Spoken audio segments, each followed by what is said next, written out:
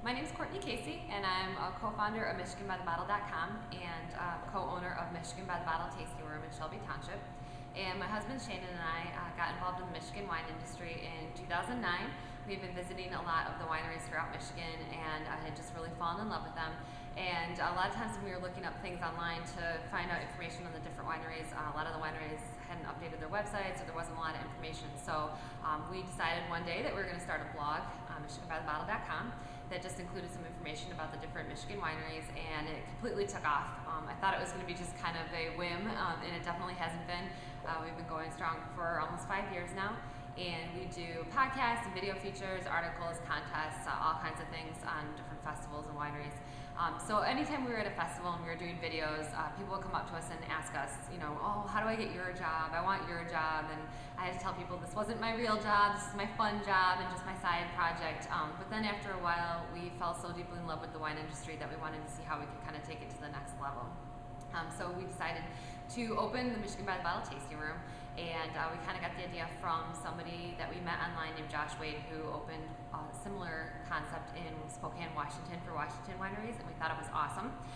So we started doing it here, started getting through the licensing process and getting some partner wineries.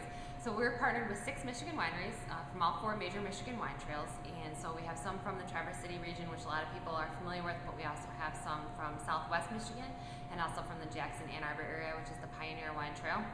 And these were all smaller wineries, so a lot of them have been around for quite some time, family owned. They're all using Michigan grapes, so either their own estate grown grapes or locally sourced grapes from Michigan. And we are located on the west side of Hayes, north of Hall and Shelby. And one of the things that really helped us out as we were going through the process, we are the first off-site tasting room for multiple unaffiliated wineries in the state, so it was quite the licensing process. And one of the things that really helped us out was hooking up with the Sterling Heights Chamber of Commerce, the Regional Chamber of Commerce and Industry. They've been just super helpful. They really helped us through the whole process by kind of putting in a good word with the state, just being cheerleaders for us, supporting us, checking in on us, seeing what we needed. And even now that we've been here for almost a year now, they've just been super helpful and supportive and getting the word out. We recently joined a brag group, which is one of their networking groups that we actually host here on afternoons on Tuesdays. So we're definitely trying to get even more involved with the chamber and really have been seeing a lot of benefits from it. We've had a lot of success here in the first year. It's always weird because I always feel kind of like I'm throwing a party every day and I don't know if people are going to show up or not. But so far it's been really great. We are open Wednesday through Sunday to the public, and we do just drop-in wine tasting during our regular business hours, but we also have special events on Mondays and Tuesdays when we're close to the public. So we have Meet the Winemaker nights, yoga and wine, food and wine pairings that people can sign up for. And then we also have some events during our regular business hours like live music and vendor fairs, that sort of thing. So we just want to basically, for people who already love Michigan wine, we want to be a stop close to home where they can enjoy Michigan wine, taste through some new things, hopefully find some new favorites, and also introduce people who aren't familiar with Michigan wine to the great wine that our state is producing across the spectrum regionally and in terms of the different types and styles that are available.